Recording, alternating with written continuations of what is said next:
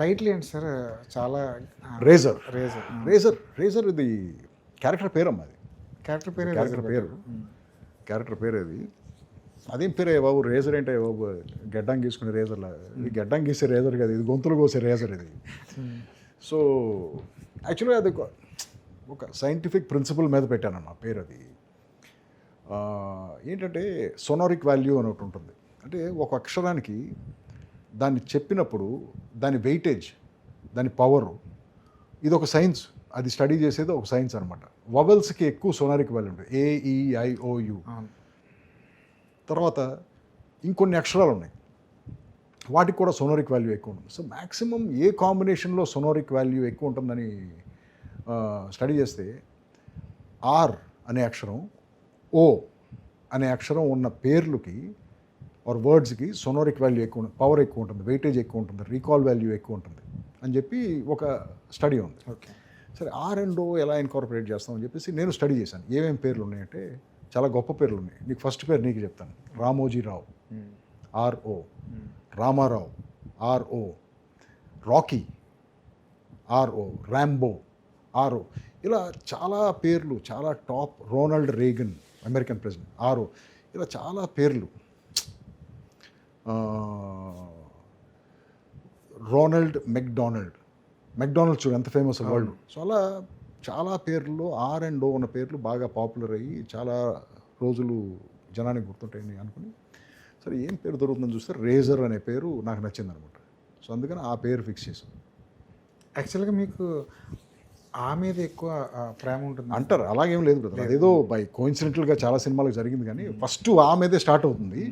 But తర్వాత దీనికి కూడా అలాంటి టైటిల్ ఏదైనా అనుకుంటూ ఏం అనుకోలేదు, పేరుతోనే అనుకున్నాము. బట్ ఏం పేరు పెట్టాలనుకుని ఇది స్టడీ చేసి తర్వాత ఆర్ అండ్ ఓ మీద రేజర్ అని ఫిక్స్ చేసాం అనమాట. మీరు రేజర్ అని పెట్టారు, కానీ చాలా చాలా రక్తపాతం కనబడుతుంది ట్రైలర్లో.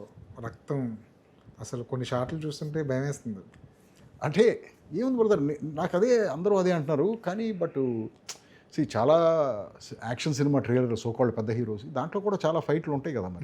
మరి వాటిల్లో లేని బ్రూటాలిటీ ఏముంది దీంట్లో అని నేను అనుకుంటే, సో మేబీ ఈ షార్ట్స్ ఇంకా రియల్గా అనిపిస్తున్నాయేమో. రైట్, మన కళ్ళ ముందు జరిగినట్టు ఆ వైలెన్స్ చాలా రియల్గా అనిపిస్తుంది కాబట్టి అలా అనిపిస్తుంది. బట్ జనరల్గా యాక్షన్ షార్ట్స్ చాలా ఉంటాయి కదా ట్రైలర్స్. మొన్న మార్కో అని ఒక సినిమా వచ్చింది. మార్కో, ఎస్. అవును, మార్కోలో కూడా ఇలాంటి యాక్షన్ చూసాను, ఇంత రక్తపాతం చూసాను, బ్రూటల్గా. అంటే కమర్షియల్ సినిమాని మీరు అన్నట్టు ఒక యాక్షన్ సినిమాని చూపించడంలో పందా మారిందంటారా ఏమన్నా? అంటే నేనేం చేశానంటే బ్రూటాలిటీ కోసం తీయలేదు బ్రదర్ సినిమాని. సినిమా యాక్చువల్గా చాలా మంచి కథ ఉంటుంది, ఒక ఎంగేజింగ్ స్టోరీ ఉంటుంది. ఫస్ట్ సీన్ నుంచి లాస్ట్ సీన్ దాకా మనని ఎంగేజ్ అయ్యి కూర్చోబెట్టే కథే ఉంటుంది.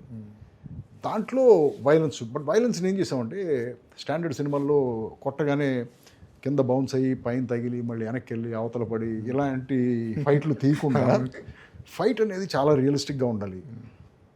ఫైట్ మాస్టర్కి ఫస్ట్ బ్రీఫ్ కూడా అది ఏంటంటే, మాస్టర్ మనం రోప్స్ వాడలేదు, నేను గాల్లోకి ఎగరట్లేదు.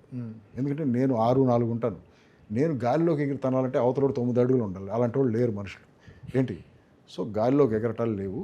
నేను కొడితే ఫైటర్స్ కూడా గాలిలోకి ఎగరు. నిజంగానే దెబ్బతిన్నట్టు యాక్ట్ చేయాలి. ఫైట్ చాలా చూసినంతసేపు చాలా రియలిస్టిక్గా ఉండాలి అని ఇది ఈ బ్రీఫ్తోనే స్టార్ట్ చేసాం సినిమా. సో అవసరమైన చోటే బ్రూటాలిటీ, ఆ సిచ్యువేషన్ బట్టి బ్రూటల్గా. ఎస్, ఇప్పుడు ఈ ఫైటర్ని ఫినిష్ చేయాలంటే బ్రూటల్గానే ఫినిష్ చేయగలం అన్న టైంలోనే బ్రూటాలిటీ పెట్టాం, అంతకని లాజికల్గా అనవసరంగా పెట్టలేదు. ఒక చిన్న పాప క్యారెక్టర్ కూడా కనిపిస్తుంది. పాపే మెయిన్, పాపే హీరోయిన్. ఆ తేజు అన్న పాప, she's the heroine of the film. ఆ పాప చుట్టూనే కథ. హీరోయిన్ కదా, హీరోనే అమ్మాయి, పాపే. ఒకవేళ మీరు కేవలం డైరెక్టర్కి మాత్రమే పరిమితం అయితే, డైరెక్షన్కి మాత్రమే పరిమితం అయితే, మీరు చేసిన ఈ క్యారెక్టర్ని ఎవరిని తీసుకునేవాళ్ళు? ఏదైనా ఆప్షన్ ఉందా దాన్ని? ట్రై చేశాను బ్రదర్, ఆలోచించాను నేను కూడా. నాకంటే వయసులో పెద్దవాళ్ళు ఉన్నారు ఇండస్ట్రీలో, నాకంటే చిన్నవాళ్ళు ఉన్నారు. నా ఏజ్ గ్రూప్లో నేను నా ఫిజికల్ అట్రిబ్యూట్స్తో నేను చేయగలిగిన, నేను ఫిట్నెస్తో పర్ఫామ్ చేయగలిగిన ఆ యాక్షన్ సీక్వెన్సెస్ చేసేవాళ్ళు ఎవరు లేరు నా ఏజ్ గ్రూప్లో. కానీ సో ఇక అలాంటప్పుడు ఏం చేసామంటే, ఇక పైగా ఒక విధంగా నాకు నేను రాసుకున్న వేషమే అది, నన్ను దృష్టిలో పెట్టుకుని రాసుకున్న వేషమే. నేనేం చేయగలను, ఏం చేయలేను, నా స్ట్రెంగ్స్ ఏంటి, వీక్నెస్ ఏంటి. పైగా ఈ క్యారెక్టర్ ఎక్కువ యాక్ట్ చేయకూడదు సినిమాలో. ఎప్పుడు ఇంటెన్స్గానే ఉండాల్సిన వేషం ఇవన్నీ నేను చేయగలనా లేదా అని యాక్చువల్లీ అందుకే అసలు ముందు ఒక ఫైట్ తీసి చూసాం. సినిమాలో ఒక ఫైటు ఒక షెడ్యూల్ చేసి ఆపాం. ఫైట్ కట్ చేసి నేను ఈ వేషానికి సూట్ అవుతానా లేదా అని మేమందరం మాట్లాడుకుని సత్యానంద్ గారు, నేను, సురేష్ బాబు అందరూ మాట్లాడుకుని ఆ తర్వాత రెస్ట్ ఆఫ్ ద ఫిల్మ్ చేసాం. ఆ గ్యారేజ్లో ఫైటా? ఫస్ట్ ఫైట్, ఆ గ్యారేజ్లో ఫైట్,